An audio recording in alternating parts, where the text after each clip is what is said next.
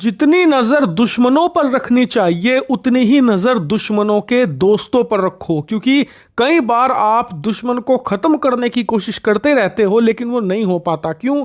उसके दोस्त हमेशा उसे रेस्क्यू कर लेते हैं, बचा ले जाते हैं। जैसे कि पाकिस्तान आज़ादी के बाद से आज तक कई बार खुद तबाह होने की कगार पर गया है, लेकिन हर बार उसे उसके दोस्तों ने बचाया है। चाहे सऊदी अरब और बाकी अरब देश हों, अमेरिका हो, अब चीन हो, सब ने समय समय पर पाकिस्तान को बैंकरप्ट होने से और तबाह होने से बचाया है। लेकिन इन सभी के बीच में एक और ऐसा नया देश उभर कर सामने आया है जो कि पाकिस्तान की सेना को आधुनिक और मॉडर्न बनाने में लगा हुआ है, जो कि सबसे ज्यादा खतरनाक बात है भारत के लिए। और उस देश का नाम है तुर्की। जी हां, आप सभी लोग अच्छे से जानते हैं कि ऑपरेशन सिंदूर में कैसे तुर्की ने खुलकर पाकिस्तान का साथ दिया, यहां तक कि अपने सैनिक भी भेजे ताकि वो पाकिस्तानी सेना को ड्रोन उड़ाना सिखा सके, आधुनिक ड्रोन दिए ताकि भारत का वो मुकाबला कर सके। इतना ही नहीं, तुर्की भविष्य में चाहता है कि वो और एडवांस हथियार पाकिस्तान को दे, और इसीलिए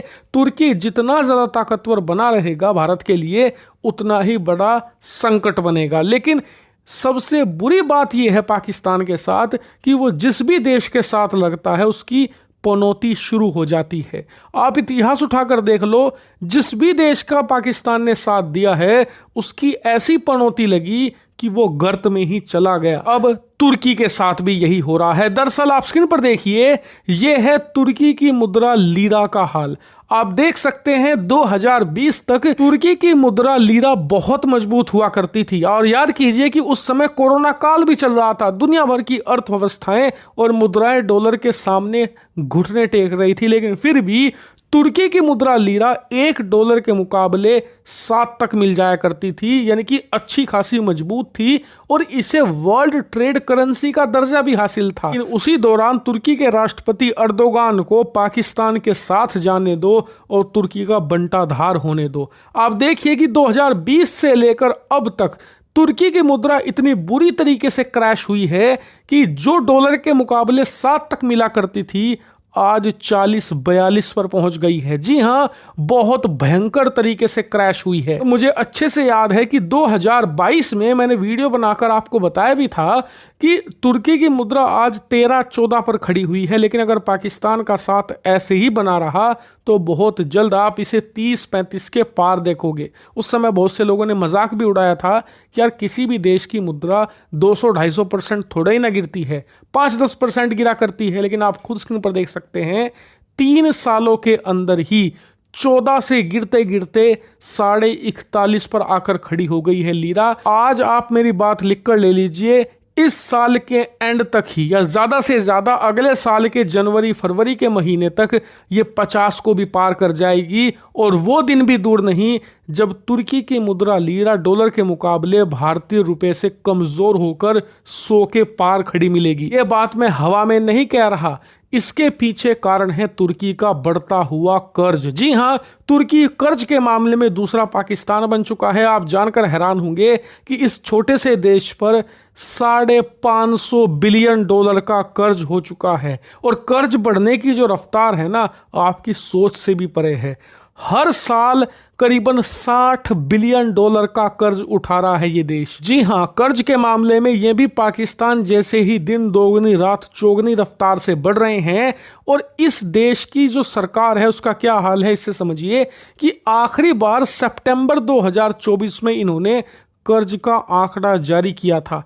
तब से लेकर अब तक 1 साल होने को आया है, इन्होंने अब कर्ज के आंकड़े ही जारी करने बंद कर दिए हैं, क्योंकि वो इतनी तेजी से बढ़ रहा है कि लोगों में पैनिक फैल सकता है। इतना ही नहीं, आप किसी भी लोकल टर्किश से पूछ लो सोशल मीडिया पर, या न्यूज देख लो तुर्की की, सबसे पहले तो वहां नौकरियां नहीं है, लेकिन फिर भी अगर कोई नौकरियां कर रहा है ना, तो वो जिस दिन उसकी सैलरी मिलती है बिना देर किए सबसे पहले एक्सचेंज पर जाता है और अपनी जो मुद्रा है उसे एक्सचेंज करके डॉलर खरीदता है, यानी कि डॉलर में अपना पैसा सेव कर रहा है। लोगों को भरोसा नहीं है कि जो मुद्रा है वो लीरा और कितनी गिर जाए। आप खुद सोचिए कि एक आदमी को अब से सिर्फ 4 साल पहले तक 5-6 लीरा के अंदर एक ब्रेड मिल जाया करती थी, एक टाइम का खाना मिलता था।